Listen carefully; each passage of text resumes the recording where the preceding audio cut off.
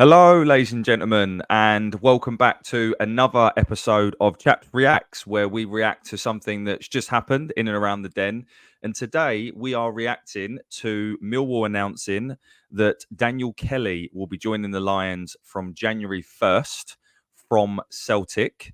We're going to talk a bit about Daniel Kelly, what we can learn about him, and there is no one better to tell us than a hardcore Celtic fan. So a massive welcome to yourself, Paul, who joins us from the Celtic State of Mind podcast. Hey, Paul, how you doing? I'm good, mate. Thanks for having me. Yeah, I'm delighted to be here. Talk about yet another one of our fledglings flying the nest to English football. Yeah, well, I mean, before we get into it, just a big thank you for coming on. Really do appreciate it. And it was this still seems to have been bubbling for a little while, and then obviously it kind of got officially announced. I think the Daily Record broke it yesterday. So yeah, I'll jump straight in. Tell us a little bit more about Daniel Kelly. Daniel Kelly seemed to be alongside the likes of Rocco Vata last season. He was the next batch, if you like, of young talent coming through the Celtic Academy. Made his first team debut and made a right good impression. He scored his first goal against Dundee. He came on for the captain that night, and although we were in great form and it was 6-0 at half time, believe it or not, he came on, scored a goal, made a big impression. So he and Rocco seemed to be the next two in line to step into the first team squad, get some game time.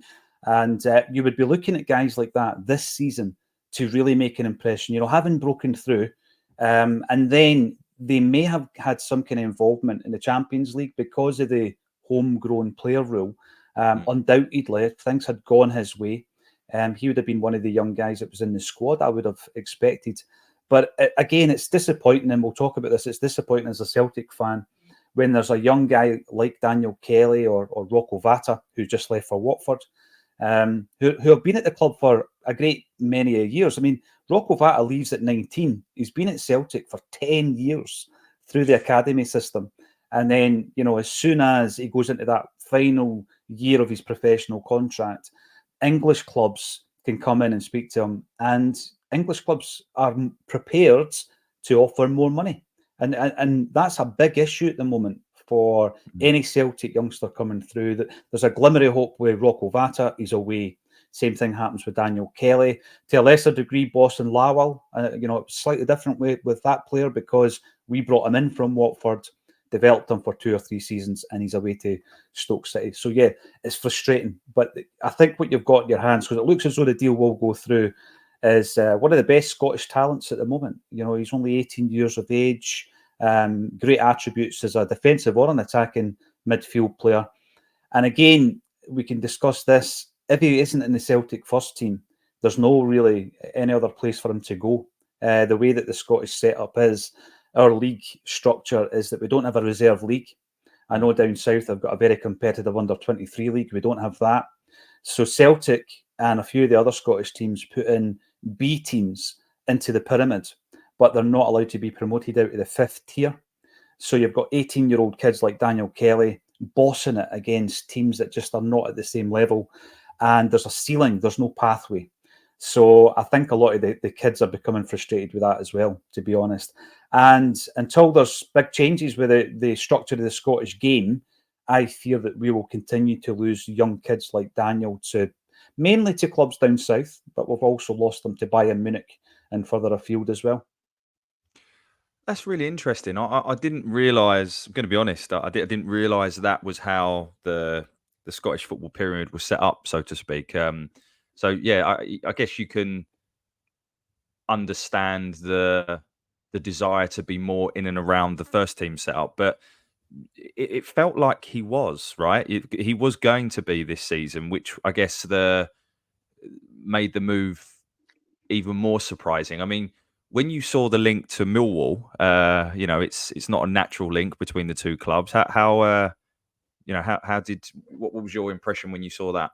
Well, again, as soon as I hear any of the clubs, I think of links between the two teams. And being a kind of an old school Celtic fan, I remember Mick McCarthy, Tony Cascarino, Paul Hartley, in actual fact. But there hasn't been that many links between the clubs. But Millwall, again, as a Celtic fan, we know in terms of the structure and the finance of the English divisions that even if we were to try and sign a player, there are many championship clubs down south who would be able to match or even better our wage offer. And that's a big issue because we need to have a structure, of course, within the wage structure. We need to have that at Celtic, even though we're a cash-rich club.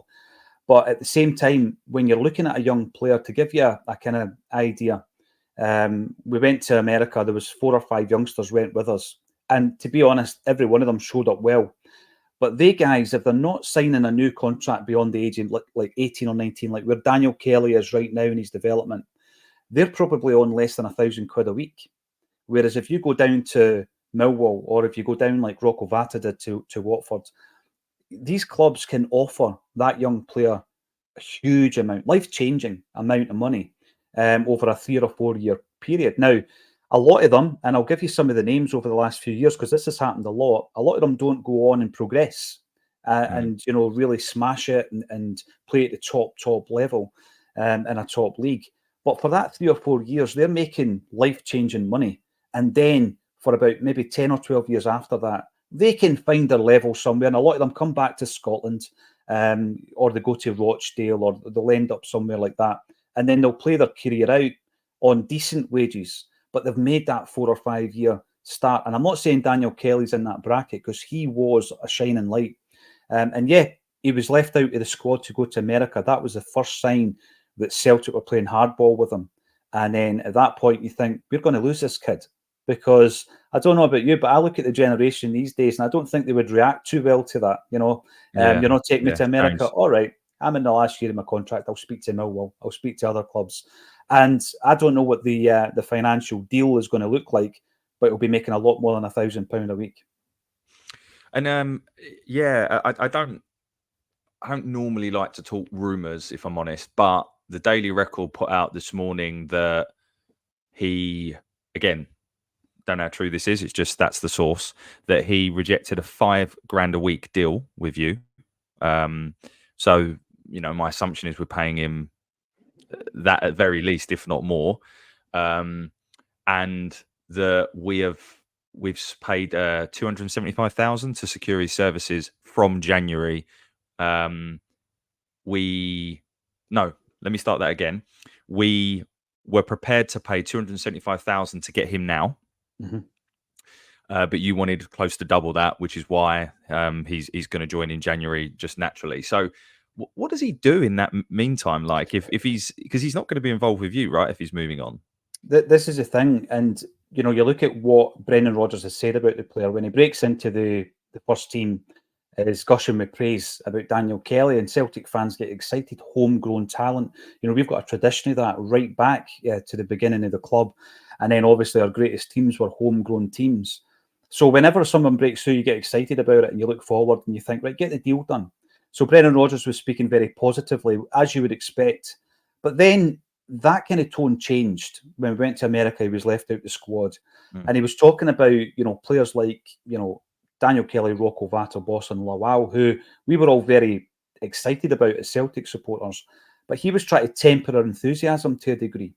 And he was talking about, you know, I've, you know, coached at elite levels in football, and I know that the standard is here, and I know what these guys need to get to get to that level. So you can try and read between the lines, but going back to the finances, if we were to compare it to the Rocco Vata deal, so there's a kid who's 19, got a bit of first team experience similar to Daniel, sitting on the bench with him, you know, coming through at the same time, his contemporary. He was offered $8,000 a week to stay at Celtic. He's been described as a generational talent. You know, at international level, he scored goals at every single level for Ireland, right up to 21s, playing ahead of himself. And he was offered £8,000. He goes down to Watford in a deal that gives him over $20,000 a week. So you see the disparity. Now, £8,000 we won't a be week. paying him that, Paul. I can assure you. No. Millwall don't have the budgets to pay 18-year-olds $20,000 a week. Well, the thing is, the big issue that we've got is, you could say Celtic have got the budget for it because I know, you know, at this moment in time we are very cash rich, very well run financially. But if you give one kid $20,000 a week, then every season you might have 2 or 3 coming through. And our wage structure is such that some first teamers don't get that. Our biggest earner is Callum McGregor, the captain of the football club, and he doesn't even make 40 grand a week. So you're not going to bring an 18, 19-year-old in at that level. So I think between 5 and 8 for a club like Celtic is reasonable. The problem we have is we leave it to the last year of these young guys' contracts, and then they're already speaking to other clubs. Their agent is already actively looking and pursuing other options. And then they get a sight or something that could be, let's say, between 5 and 10 grand a week. And if they've been left out the American tour, they might think, well, I'm not going to progress here. But in answer to one of your questions there, what is he going to do between now and January? He's going to be playing football at the 5th tier in the Lowland League in Scotland. Now, it's not a good standard. It really is not a good standard. The Celtic team that plays in that league are basically a youth team, and you're allowed to play one overaged player. So last season, we had James McCarthy playing in the Lowland League. And, in essence, that would have given an experienced player an opportunity to keep fit, and maybe some of the young guys would learn from playing alongside an international footballer. But it's not a system that seems to be working that well up here. And, for Daniel Kelly, it'll be a process of keeping fit. He's head and shoulders above anybody else in that team and in that league at the moment. So I think it'll just be a process of him keeping fit. I hope he's not frozen out. I don't think that would be fair for a youngster to be frozen out. So he'll probably play out the season or the year right up to January in the 5th tier of Scottish football. It's a shame that they can't come to an agreement to let him go earlier. Obviously, it sounds like we're around 250k apart in terms of what we're prepared to pay and you want to receive. But we'll have to just see how that plays out. Let's talk a little bit more about his abilities then. So my understanding, and keep me honest here, he's a central midfielder. He's a box-to-box style sort of number 8, if you like. I think he's left-footed predominantly. And I think for Millwall fans, he's someone that Neil Harris, in his post-match interview last night after the win against Portsmouth, said that he's not someone that's going to come straight into the team. I would imagine he'll be in the setup, if you like. He'll be training with the first team, and we'll see how he goes. But he's probably a bit of a long-term successor for George Saville. So a lot of our central midfielders, Paul, they're quite samey in the sense that they're quite defensive. That they're predominantly players that will try to win the first and second balls, tackles, interceptions. We haven't had a midfielder that scored more than 3 or 4 goals for some time now. It was George Saville back in his first spell with us. So I see him as that kind of, that evolution of our playing style and being a box-to-box midfielder. But could you just give us a little bit more on, in the times you have seen him play, what you think he's offered? Yeah, we cover the games live, so we've seen every minute that he's played for the first team. And when you think about succession planning, the type of player I was looking at that he would be nurtured to hopefully replace, if we did that properly here, would be Callum McGregor. Now, Callum, when he came into the Celtic setup, was far more offensive. And he's been refined down the years. And obviously with the passing of time as well, he has become more of that defensive midfielder for Celtic with Rio Atati and Matt O'Reilly in front of him. And it's interesting how the evolution of football terminology changes through the years. And we now describe players as a 6, an 8 and a 10. And you think, right, the 10's more attacking. The 8 might be that box-to-box, doing a bit of the legwork, and the 6 is more the defensive style player. I would describe him as an 8 in that respect. So you said box to box. He is going to get goals. He showed that. He scored with his weak foot. An absolute cracker against Dundee last season.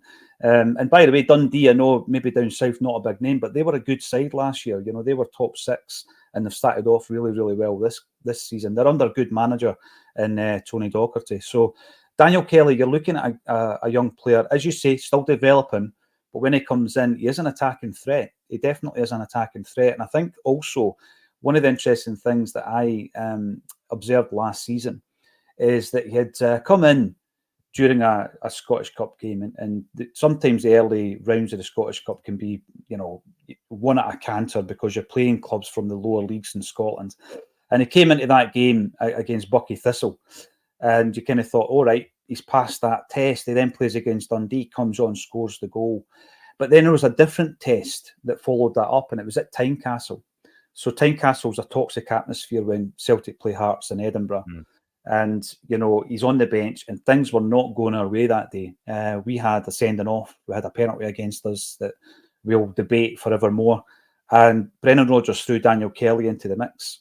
And I remember watching that game thinking to myself, this is the biggest test. Bucky Thistle, he can do that. Dundee, no problem. But Tynecastle against Hearts, when you're 2-0 down, that's a big test. And he didn't hide. The brave midfield players that actually show for the ball constantly. And he did that. You're watching him at an age of 18. You're thinking, really impressed. Although it was probably the worst game to watch him in, you saw probably more attributes that day than you did in the other matches. So, yeah, you are in for a player who is capable of getting goals. But when it comes down to the difficult work, the dirty work, if you like, in the midfields, the engine room, he's also... he's more than capable of doing that type of work as well. So it sounds like he's obviously, again, caveat that he's young and he's developing, but he's got a bit of it all in the centre of the park. He'll get forward. I saw the goal actually that he scored, a really nice sort of curling finish into the corner. And it'll do the dirty work, which Millwall fans will love, given that's the sort of player we like. And I guess you don't get linked with some big European clubs like he has done, albeit probably their development setups. I think Leverkusen was one, without being a decent player, do you, Paul? Well, this is the thing, and we've had players in our setup who have been linked to German football, further afield, French football. Karamoko Dembele went to Brest. Rocco Vata, when he signed for Watford, apparently had 15 offers, and some of them were in Italy. So, we've also lost players to Bayern Munich. But like you say, they go right into the second team, the youth setup, and then they're developing through that structure. But yeah, it's the cream of the crop that are attracting that type of attention. And, as soon as a player, this is a big frustration for me, as soon as a player gets into that final year of their contract, their professional contract, you just know the vultures start circling Celtic Park. They look at a player like Vata or Kelly, who have maybe been at the club for 10 years. They've developed, they're ready for first-team football, but we can't offer them it on a regular basis. And we don't have that reserve, the classic reserve setup that we used to have in Scotland. And you look at, the prospect of going to one of these teams and getting minutes in your legs. And I think that no one can blame him. I don't think he's dug his heels in, been difficult, any of that kind of thing. He's a big Celtic fan from a Celtic supporting family. Yep. A lot of people in the modern day probably don't think that's important, but at Celtic, it still means something to us. Yeah. And so when you're looking at the clubs that have been interested in this player, I think that Millwall have, it's a bit of a coup for Millwall to get this player. Some eyebrows might be raised up here, a wee bit up here. What do we know about Championship football down south? It's a wee bit like yourself. You're so focused on Millwall, you might not understand a lot of things that are happening up here in Scotland. But the setup down there could really give them a platform to thrive. I always go back to our captain, Callum McGregor. Now, he did not break into Celtic's team as a young player. And we loaned him out to Notts County. He went down there for a season and a half. He played alongside Jack Grealish, and he was brilliant. He was getting a lot of the supporters, players of the year and all that kind of stuff. By the time he came back to us, and unfortunately Daniel won't, he was 21 years of age before he kicked a ball for Celtic, which is incredible now when you look at him 10 years on, just about to make 500 appearances for the first team. And I wish we had done something similar to Daniel Kelly, maybe a year ago, put him out on loan, getting him the game time, and that's the pathway to come back to Celtic. Obviously, it's not happened that way. And you touched on there about his similarities to Callum McGregor. I know Daniel Kelly's a kid, right? And, you can't sort of stretch too far. But do you know anything about his character? Is he a leader type mentality? Can you see that in terms of the way he approaches the game? I don't know if you've ever met him or anything like that. I'm not sure. But is there anything you know about his character? We've not met him in the kind of press conference arena, simply because I don't think Brendan sends the younger guys into that setup. However, Some of the acsom contributors do go to the B team games, and the word you used there, leader, that's exactly what he is. And he stands out within that environment, not only as being a leader, but being far too good for that level. Because as I say, for people watching and tuning in who are immersed in English football, we're talking fifth tier of the Scottish game. You know, the pyramid was opened up fairly recently in Scotland, allowing clubs to finally drop out of the fourth tier. You know, clubs that they could be bottom of the league for 50 years and never get relegated. So Scottish football opened that up, and some ambitious clubs have started making their way through the pyramid, and other less ambitious clubs are dropping into the fifth and the sixth and the seventh tier. So, you know, I would caveat that by saying he is playing at a poor level and a poor standard in Scotland, but he is only 18, playing against fully fledged players who have got a career elsewhere, maybe in a higher league in Scotland. But yeah, leadership is one of his big qualities, and he doesn't hide. I keep going back to this Tynecastle game, where it would be easy for a young kid to come on, the game's already lost, he'll hide, he'll show for passes when he's standing behind another player and the pass isn't on. He didn't do any of that. He was shown for the ball every time. So yeah, got a good character on the park. We didn't have the pleasure of meeting him off it, unfortunately. No, that's super to hear from our perspective, and I think for Millwall fans, this is these signings are really exciting because again, don't know much you know, but we have a very aging squad, and that's we've got to rebalance it. I think it's really important for Millwall to have these, similar to yourselves, to be honest, these Millwall type characters that know the club, that get the drill, they understand what it takes to be a Millwall player, and then you combination of those with some exciting young talent to bring them on. And I feel in the last couple of years we've unfortunately got that balance wrong, and we've actually got the oldest squad in the Championship at the moment. So we need to bring these type of signings through. We started that work with Idemo Maku, who we signed from Ireland, who is in and involved in the first team setup. We have Adam Mayer that we signed from Morecambe, again, another teenager that unfortunately has got an injury, but he will be involved in the setup. And then I would imagine Daniel Kelly will be another name that's like that. So I think for Millwall, this is an evolution of our recruitment, something that was started around about a year ago. So exciting for us for sure. So yeah, I think very exciting times for Millwall fans to see Daniel. It's a shame it's not going to be till January. But I want to segue, Paul, and ask you about another player that I would imagine you've got an opinion on, and that's Kevin Nisbet. So Kevin joined us last summer from Hibs. A deal again that had been in the offing for some time, but there were injuries and things like that I think prevented it. Finally got him over the line. Last season, in and out of the team. Again, injuries. I think the changing of managers also played its toll.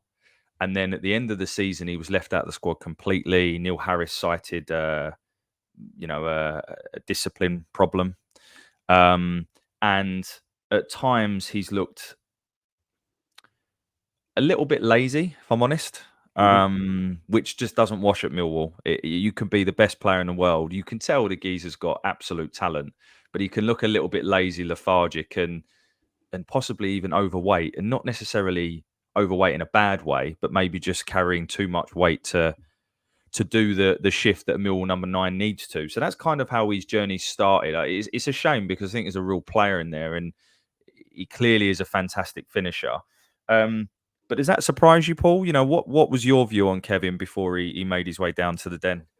There's a couple of things in that regarding Kevin Nisbet. When he went to Millwall, he was a player that had been linked to Celtic. Again, he is Celtic minded, and there was some great pictures of him associating with the Celtic team when he was on international duty.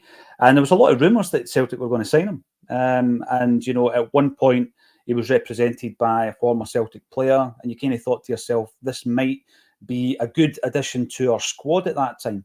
He wasn't going to come in as a first pick. There's something up here whereby there are unfashionable players within Scottish football that might actually do a decent enough job. I'm going to cite a former Millwall player called Paul Hartley. We brought him in under Gordon Strachan pretty unfashionable. He wasn't this exotic name, and we didn't spend millions of quid to get him. And he came in and done a brilliant job for Celtic. And I think a player like Hartley at that time was probably underplayed a wee bit. And he came in with Barry Robson, another domestic player. But we won the league on the back of the two of them, being the type of player that you spoke about, whereby, you get 100% every single week. And, it's the application that fans can see through you. If you don't have those as a basic, then you're not going to be accepted. And when we're looking at a player like Nisbet, we were linked to him. We were linked to another big fella up here called Lyndon Dykes, who was playing for Livingston. And the Celtic fan base at that time largely were not that excited. But when you look at Nisbet at that point, he had made a really good progression in his career, mainly with a couple of Fife clubs. So he had gone to Raith Rovers, started getting the games and the goals, and he got himself a move to their city rivals, Dunfermline, continued that form, and then got the big move, if you like, to Hibs. Now, Hibs is a club that, we've signed a lot of players over the years from Hibernian, and, they do have this knack of nurturing players and then often selling them on. So I think, again, going back to who Kevin Nisbet was linked to prior to coming to Millwall, big clubs were linked to taking him in. He'd broken into the international setup. And like you say, the technique was always there. He had a couple of bad injuries. Now, the other thing I'm going to pick up on is you were talking about like attitudinal issues and the weight issues. There was a couple of scenarios. When he was at Dunfermline, I don't like the term downing tools, but when he wanted a move to Hibs, he forced the move. So when he wanted out of that club, he made it happen. And then a similar thing happened at Hibs. So in terms of that attitude that you talk about, I think if things aren't going his way or if he wants to move on, he'll make it known. And that will undoubtedly affect his state of mind. It will affect his performances on the park. And it sounds as though he's in that kind of mindset at the moment if he's not putting in the performances or even getting into the squad. It's unfortunate for me because you want to see young guys going down south and flourishing. It's a great advert for the Scottish game, which is often lambasted or laughed at or called tin pot. So if someone goes down south, you want them to make an impression, but you also want them to do well so that they can do well for the international team. And you look at the options or lack of options we had during the Euros up top. Nisbet was in and around the squads. And it's unfortunate to see that a player's career's maybe gone a bit awry, gone off the rails a wee bit.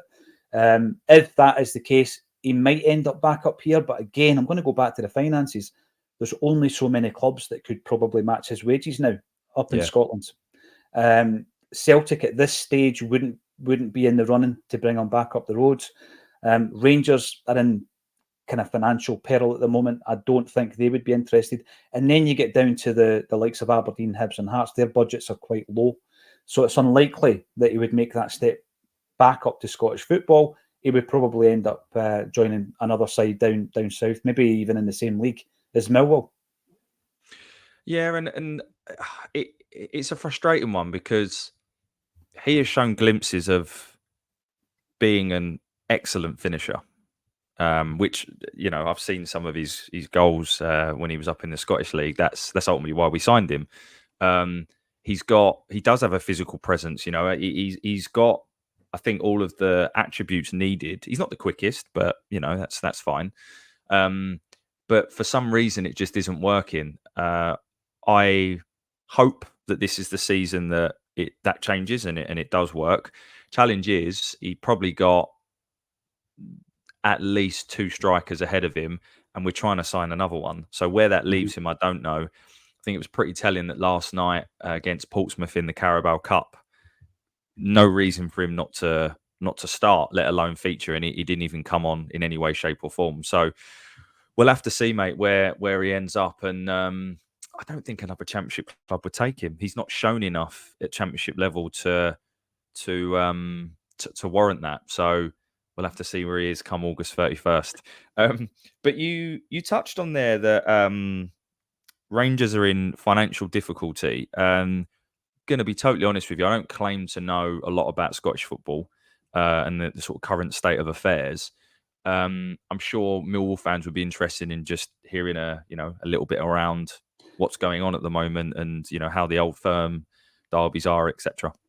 Well, just a wee breakdown on that, and I'll do it balanced. You know, it's one of these things in football That'll rivalry. be hard. Yeah, I know it's easy. It's easy to have a dig and all this stuff, but basically, you know, if we rewind back to 2012, which was a massive moment for Scottish football, and Rangers got into a real issue in terms of unpaid taxes, and you know that resulted in administration that really, for a club like Rangers or Celtic up here in Scotland, is unthinkable, you know, because it's not as though we look down at the Premiership in England and we think, wow, it's like a house of cards built in sand, you know, all it takes is a relegation and it can be really tough for a team and financial issues, etc. But up here, you know, we've got a stadium packed out with 60,000 every week. Rangers have got 50 odd thousand every week. We're playing in Europe. There's fan bases all over the globe that support Celtic and Rangers.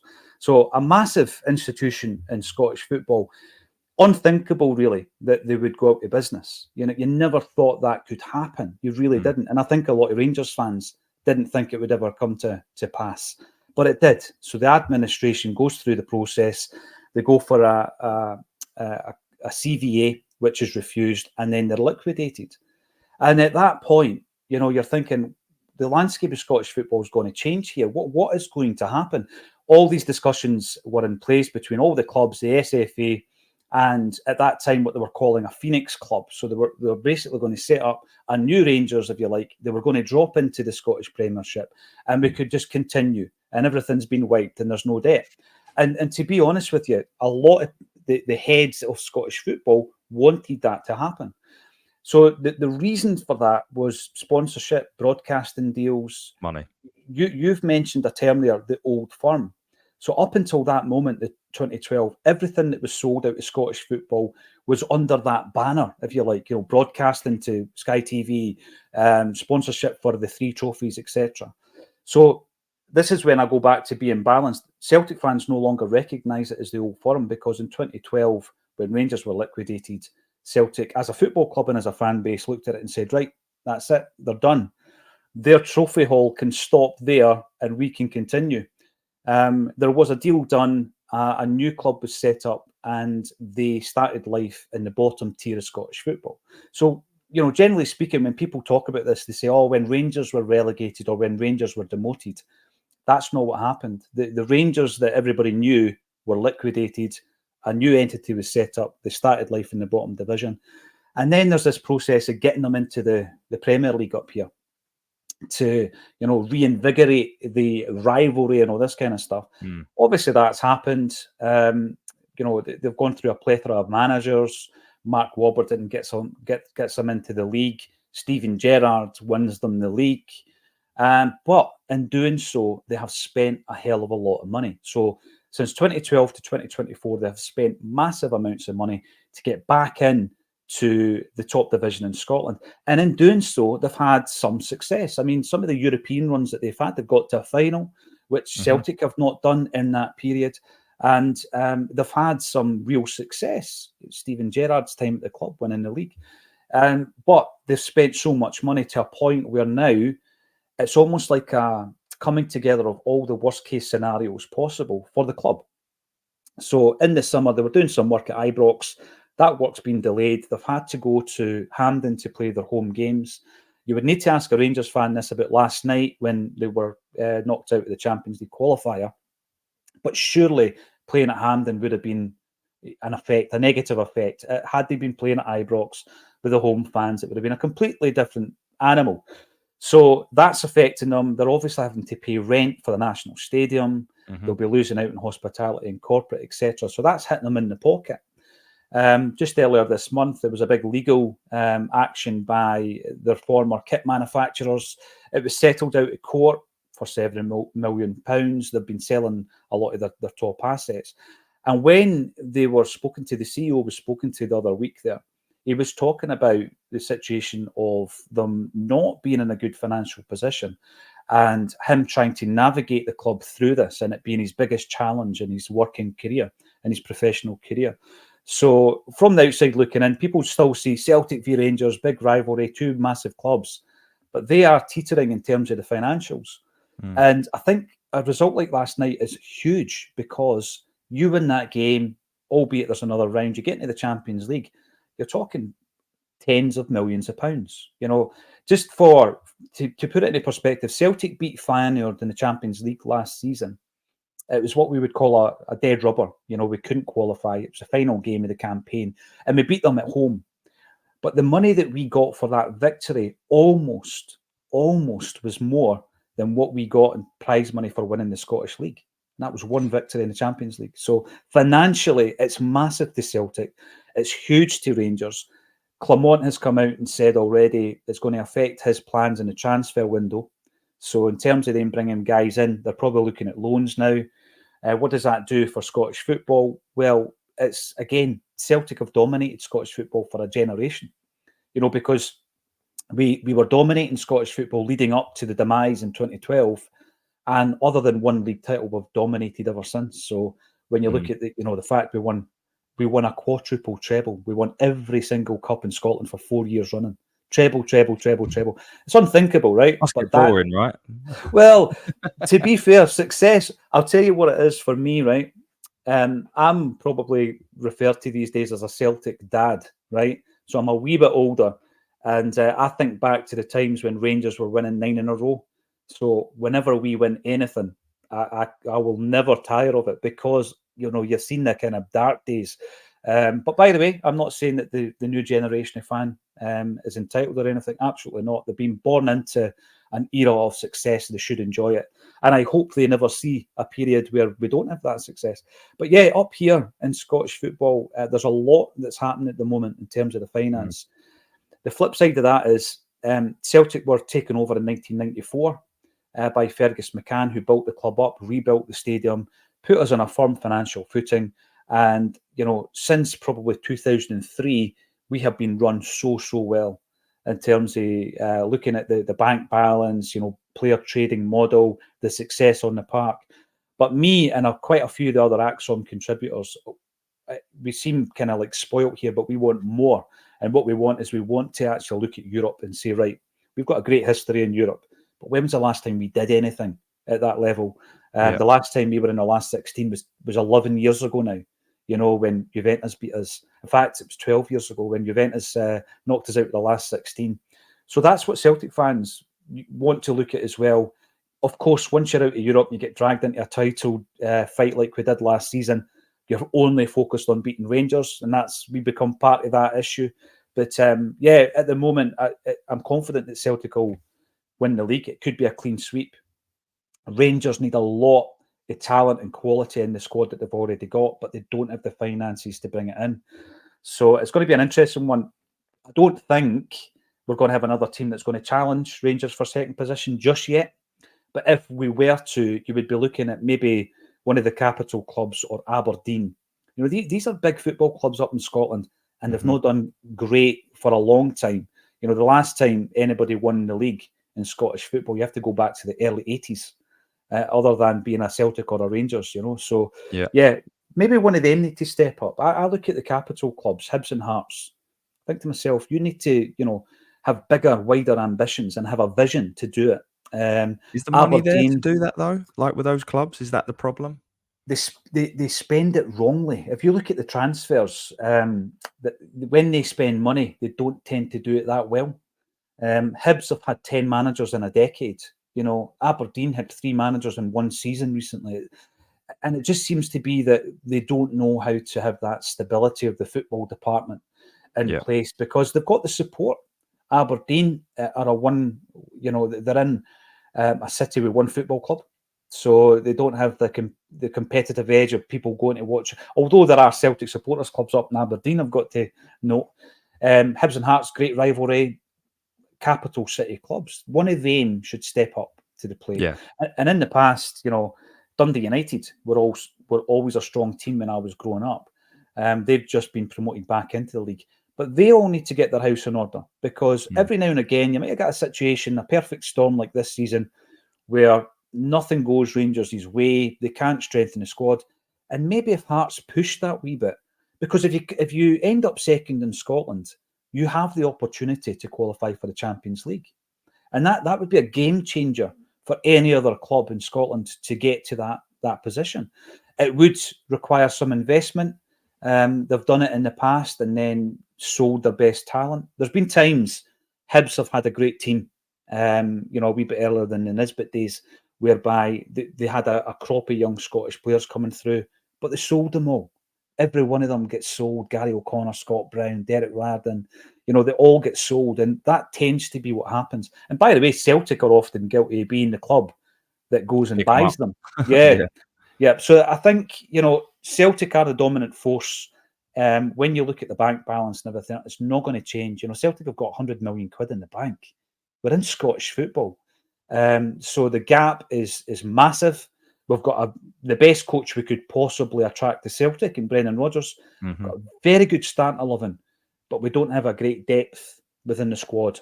So by the end of the transfer window, I would like us to buy another 3 or 4. We're going to probably announce Ida in the next 24 hours or so.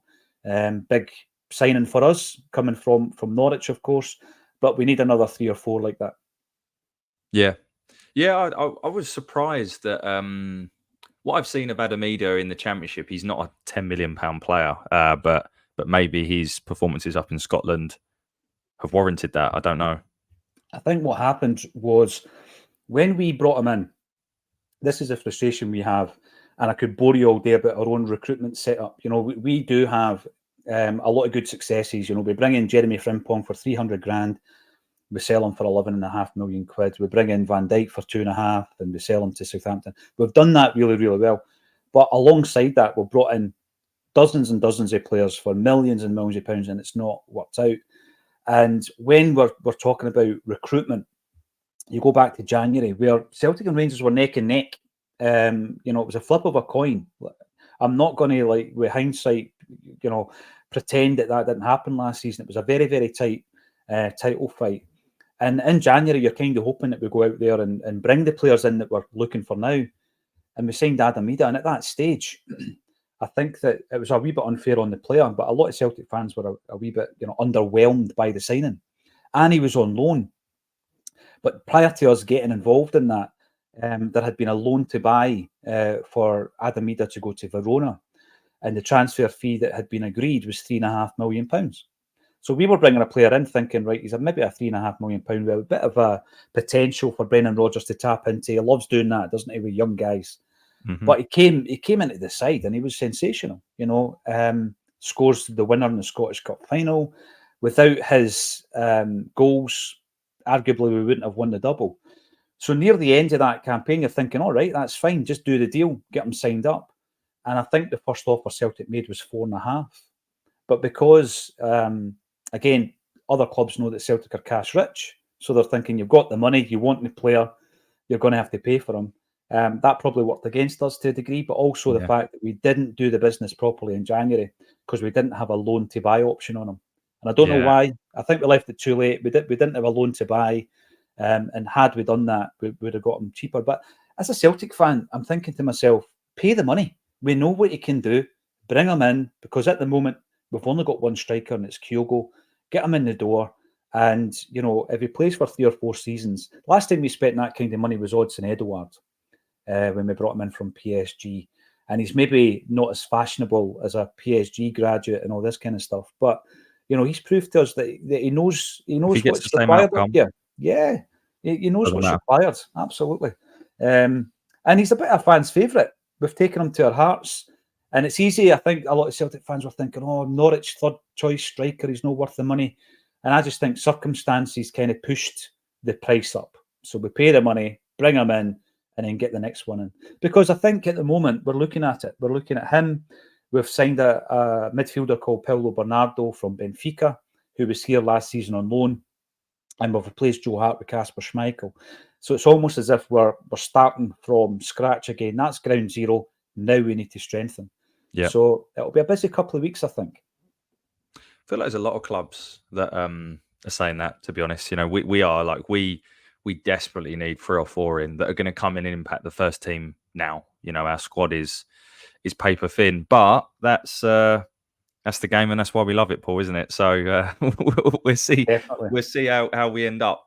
Paul, that was great. I think We've covered Daniel Kelly. I think Millwall fans will be really interested to hear your thoughts on Kevin Nisbet, and you certainly educated me on the current state of Scottish football. So really appreciate that. For those listening and they want to find out more and hear more from you, how can they find you? Well, a Celtic State of Mind, we're on all the socials.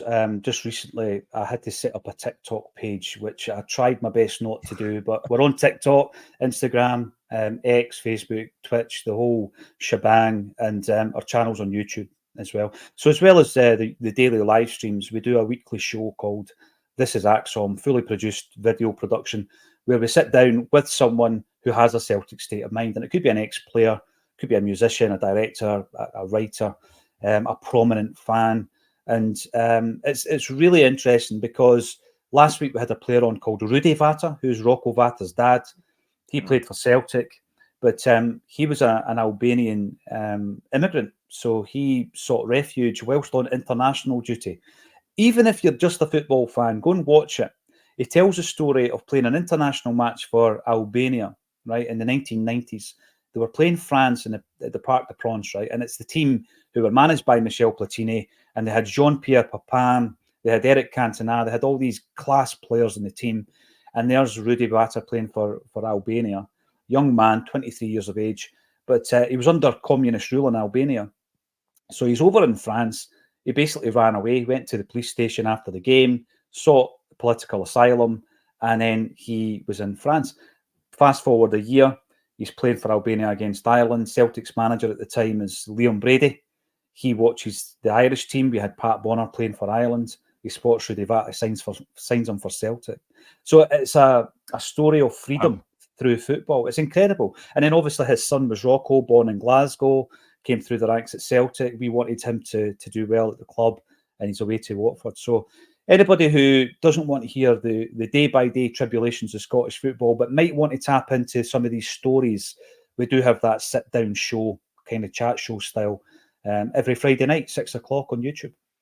Nice. Well, Paul, we'll put the link to that in the description when this goes out. So that sounds really interesting. So thank you for that, mate. And listen, thank you for coming on. I know it's it's not always the greatest thing to talk about a player that's left the club, particularly someone that you felt could have fulfilled his potential with you. But really do appreciate you coming on, and wish you all the best for the season.